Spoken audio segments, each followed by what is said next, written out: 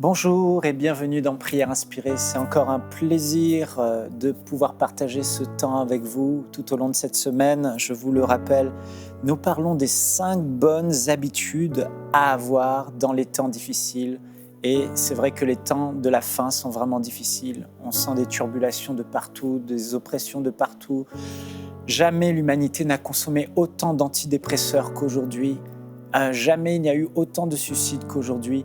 Et partout où je voyage pour partager la parole de Dieu, je me rends compte à quel point le peuple de Dieu est aussi soumis à ces pressions et combien il est important pour nous de développer les bonnes habitudes pour pouvoir sortir victorieux de l'épreuve et garder la tête haute au milieu de toutes ces épreuves. On a la joie d'avoir avec nous encore aujourd'hui, en ce jeudi sur le plateau, le pasteur Dorothée Radja. Merci à vous, Mickaël. Merci de me recevoir. Merci, pasteur Dorothée. La dernière émission était vraiment formidable. On a senti vraiment la présence de Dieu. On a passé un super temps, un temps de joie. On a ressenti la joie du Seigneur qui est notre force. Je crois que la joie de Dieu a inondé beaucoup de foyers. Amen. Vous savez, on arrose beaucoup de pays en Afrique en l'espace de 1 an et demi par la grâce de Dieu. On ne sait pas comment ça s'est fait. On n'a pas vraiment fait beaucoup de publicité. Mais le bouche à oreille et EMCI TV a un rayonnement extraordinaire en Afrique. Partout où on va dans les maisons, les gens regardent EMCI TV. Oh là là. Et, c'est merveilleux. Je suis content de ce qui s'est passé hier parce que j'ai vraiment ressenti comme une nouvelle saison. Une saison d'un vêtement de louange au lieu du deuil. Gloire à Dieu. Et une huile de joie sur les maisons. C'est extraordinaire. Alors avant de poursuivre aujourd'hui dans cette 4e habitude, je vais juste vous raconter vous partager le témoignage de Michel. Michel nous a écrit « J'ai été diagnostiqué positif de l'hépatite B au stade avancé en janvier 2019. De 86 kilos, je suis descendu jusqu'à 70 kilos en 3 semaines. La couleur de ma peau et de mes yeux ont totalement changé et mes plantes de pied semblaient être un amant de braise chaque jour. Le médecin m'a fait faire une série d'examens pour déterminer le stade et la charge virale au Centre Pasteur à Paris. Les résultats étaient simplement catastrophiques. C'est ainsi qu'un jour, cherchant à briser la désolation, la consternation et le sentiment d'échec et de mort précoce qui me tenaient en captivité, je suis tombé sur l'émission Prière Inspirée avec une série de plusieurs épisodes et le Seigneur m'a touché. Un soir, en écoutant le frère Jérémie et son invité Jean-Luc Traxel, dans l'épisode « Dieu donne la guérison », j'ai senti en moi une force me dire « Accepte et donne ta vie à Christ ». Ce que je fis la nuit même. 5 jours après ma nouvelle naissance, je persévérais dans une église. Je fus pris d'un court sommeil d'1 minute pendant lequel j'ai senti quelqu'un courber sur moi en disant « Mon fils, ne pleure plus, tu es en train d'être guéri ». La bonne nouvelle, c'est que depuis, ma charge virale, qui était très conséquente, selon les propos de son médecin, est désormais inférieure à 0, donc sérologie négative. Voilà, donc il bénit l'Éternel et il remercie toute l'équipe de MCI, dont Prière Inspirée et les enseignements partout dans la francophonie. Quel beau témoignage pour commencer, hein. Quel encouragement, c'est merveilleux. Vraiment, on est tellement encouragés. Wow. Quelqu'un m'a demandé un jour, mais qu'est-ce qui vous drive à EMCI TV ? Quelle est la source de votre motivation ? Et je réponds à chaque fois, c'est ça, de voir les vies transformées, les vies changer. Donc là, cette personne a été sauvée et guérie depuis chez elle à travers les écrans. Amen. Et comme vous le savez, on prend ce temps pendant cette campagne de dons de simplement vous rappeler au cours de nos émissions qu'on est vraiment dans une campagne de dons importante, une saison tellement particulière pour EMCI TV. Et on est tellement bénis de voir le nombre de personnes qui nous soutiennent, qui se mobilisent et qui disent « Moi, je veux faire partie de cette grande moisson. Moi, je veux soutenir cette œuvre. » Et comme vous le savez, EMCI n'est pas soutenu par des organisations, par des églises. Nous ne sommes pas une chaîne commerciale, mais on dépend vraiment de la générosité des téléspectateurs qui nous regardent. Et vraiment, merci du fond du cœur d'être avec nous. Et quelqu'un me dit, mais vous êtes fou de faire une telle campagne. Mais honnêtement, je crois que le peuple de Dieu, je réponds à chaque fois, le peuple de Dieu est généreux. Et le peuple de Dieu Amen. a le sens des responsabilités. Amen. Et gloire à Dieu parce que cette histoire s'écrit avec les enfants de Dieu. Donc, pour devenir partenaire, connectez-vous sur emcitv.com/8000. Que Dieu vous bénisse. Alors, Pasteur Dorothée, la 4e habitude, lorsqu'on traverse des épreuves, on l'a intitulée « Se confier à Dieu », donc au Père dans la prière. Et quand on traverse des temps difficiles, je ne sais pas vous, mais vous parliez de la chair dans la première émission, et le premier réflexe, au fond, qui monte en moi, le premier réflexe que l'homme a, c'est d'aller se confier en l'homme. On cherche des solutions dans l'homme, on se plaint à l'homme, on prend le téléphone, on appelle papa, maman, on appelle ceux qui peuvent nous secourir, on appelle l'ami, on se confie, ma situation est difficile. Ouais.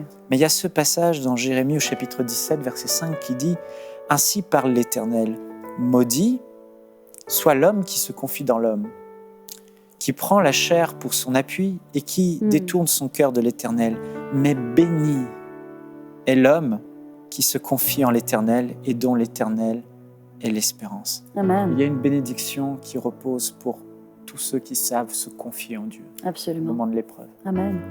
La prière, c'est parler à Dieu. C'est ce que je dis toujours aux personnes qui viennent à Christ et qui sont des tout nouveaux convertis, qui n'ont jamais expérimenté encore la prière. Et puis il y a des gens qui demandent, mais comment on prie? Je ne sais pas prier. Ben, la réponse, c'est parler à Dieu, comme on parlerait, comme vous l'avez dit, à notre père, à notre mère, sauf qu'on s'adresse à Dieu. Et Dieu aime la prière, et la prière est nécessaire. Non seulement Dieu aime la prière, mais la prière, elle est nécessaire. Et la prière, c'est pas Dieu qui en a besoin, c'est moi qui en ai besoin.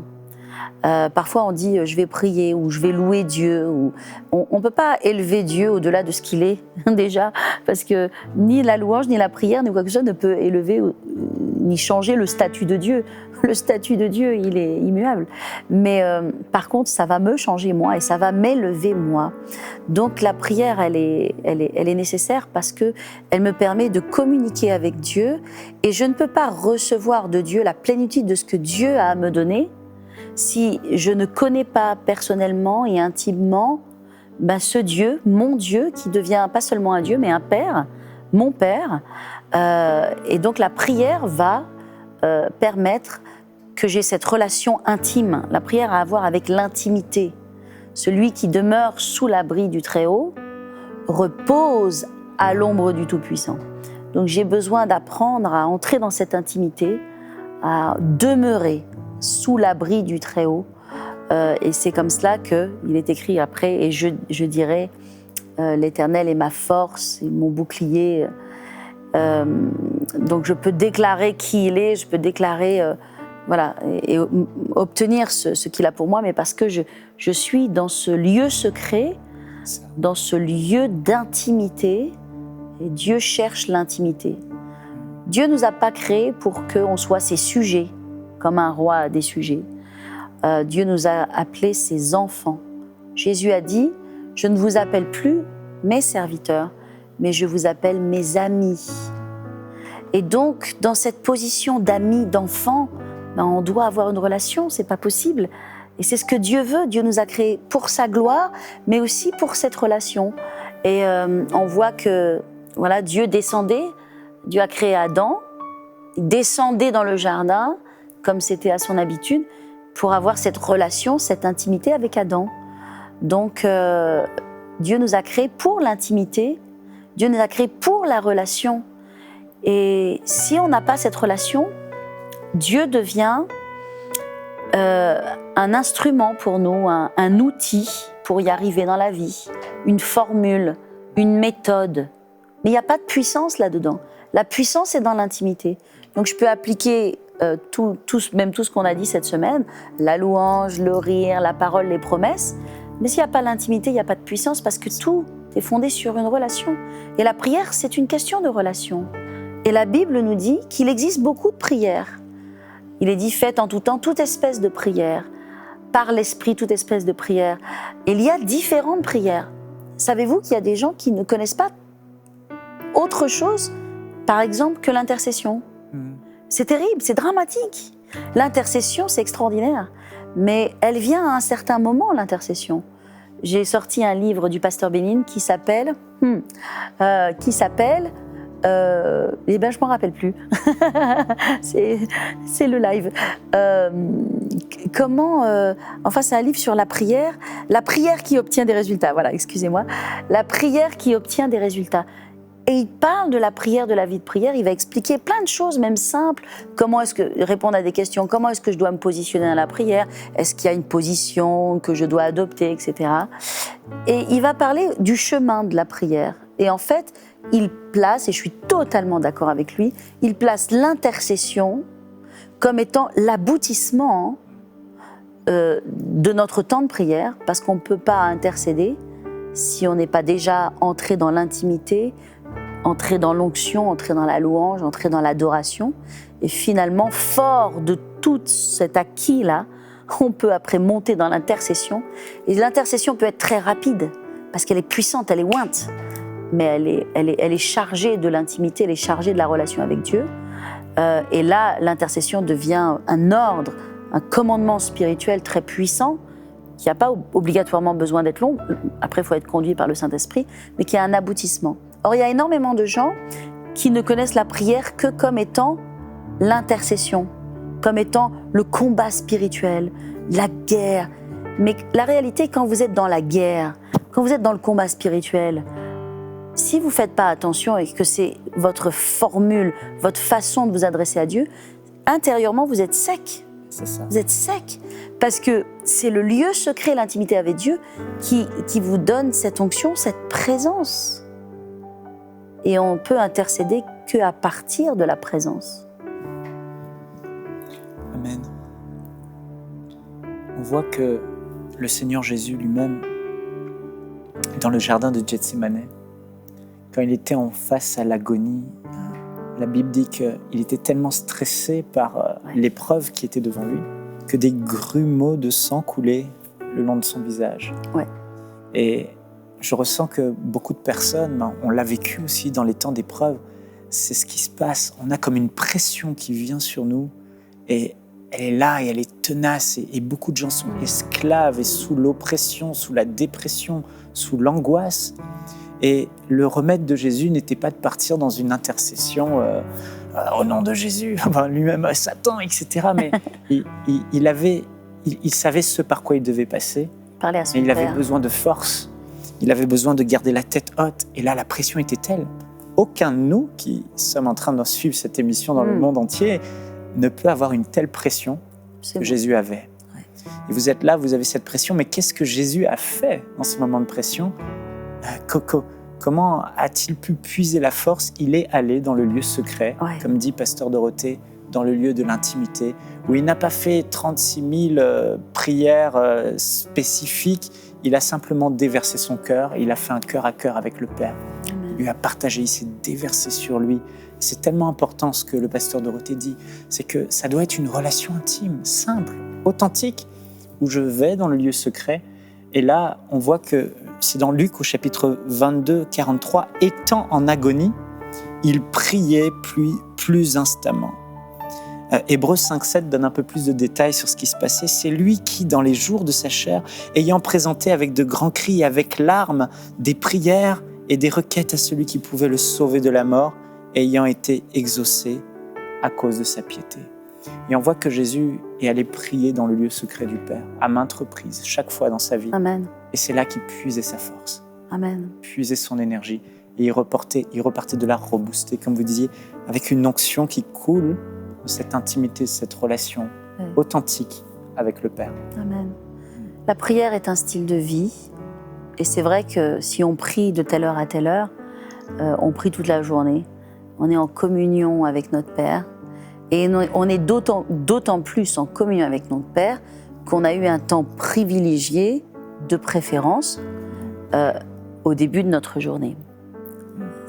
C'est très important.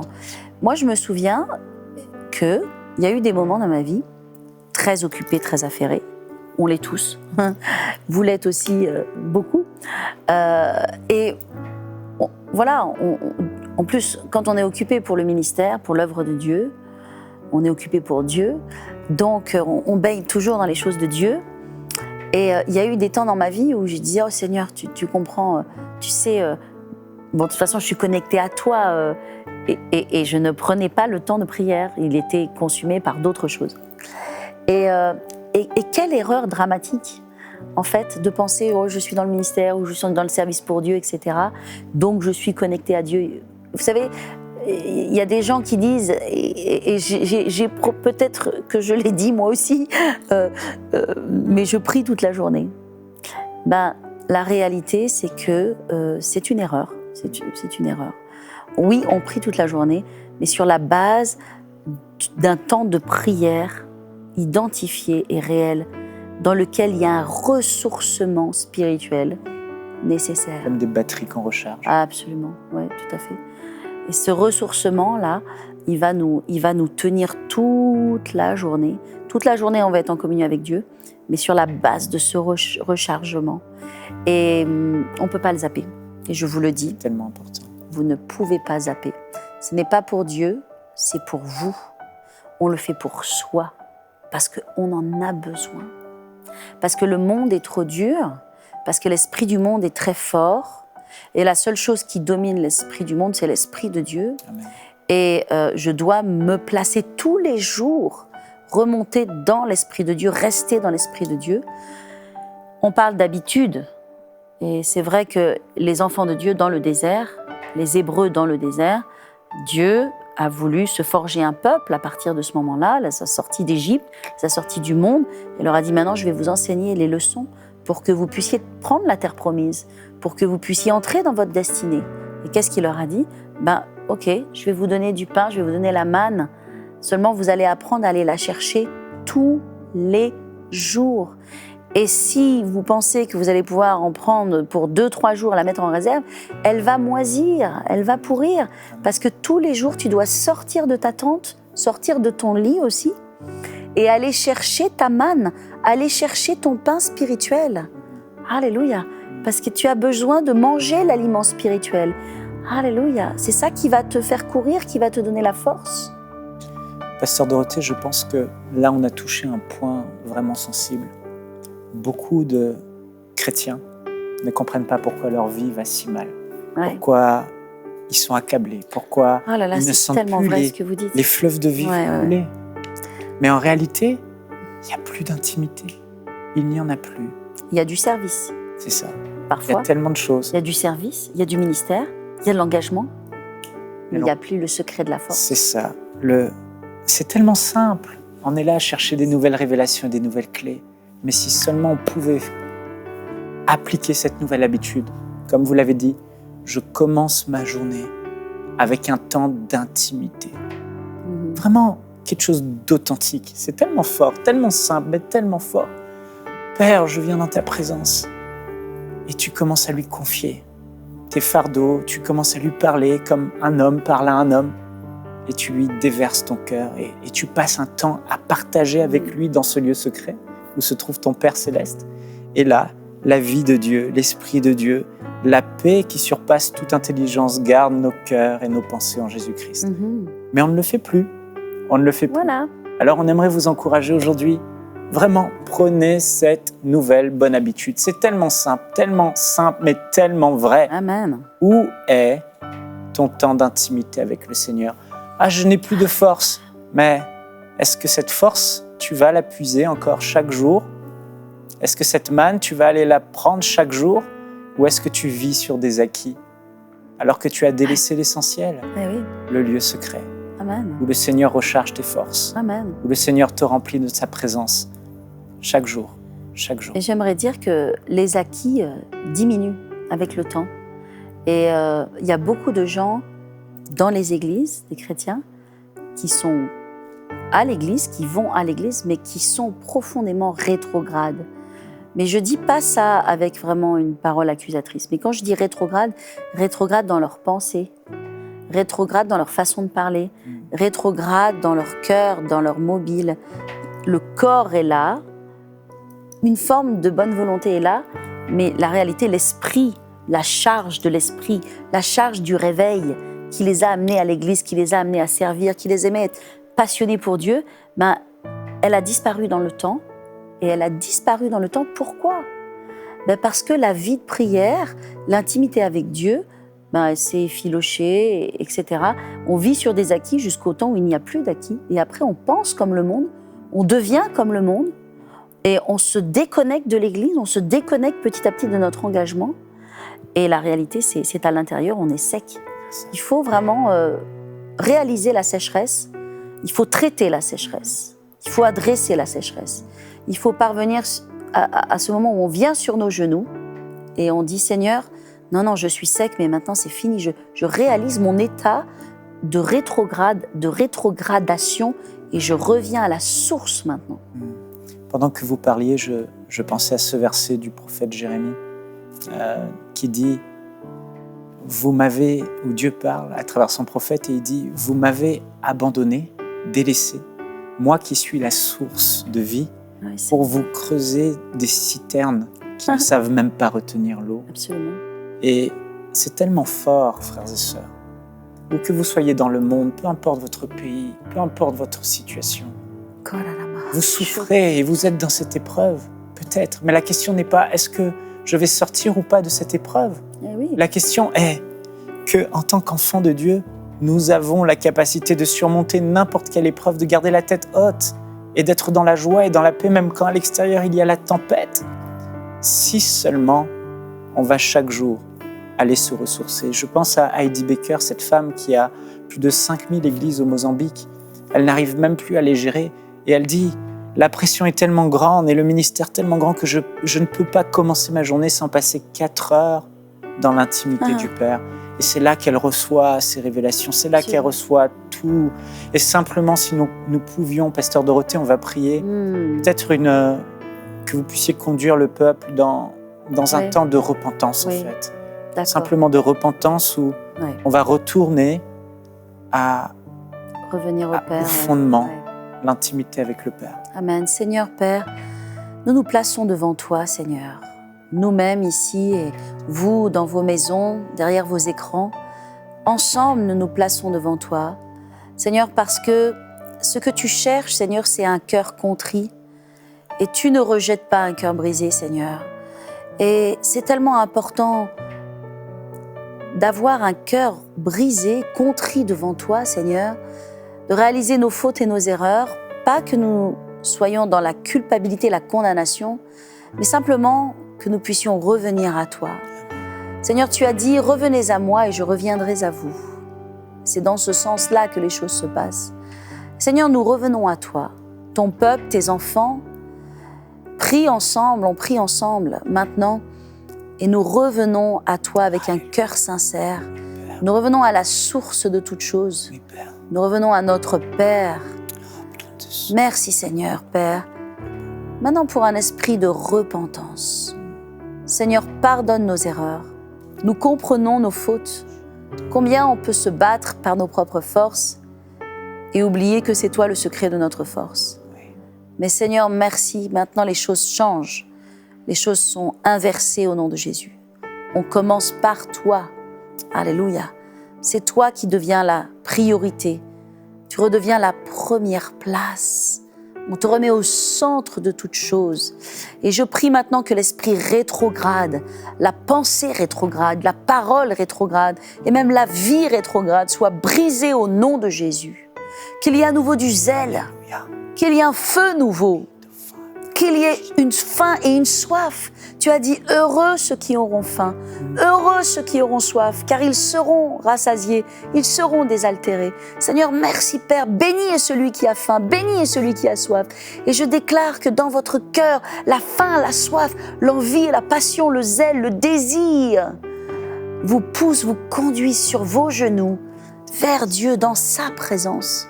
Et je déclare que vous n'allez pas quitter votre chambre de prière tant que vous n'avez pas vu, touché, rencontré votre Dieu. Alléluia.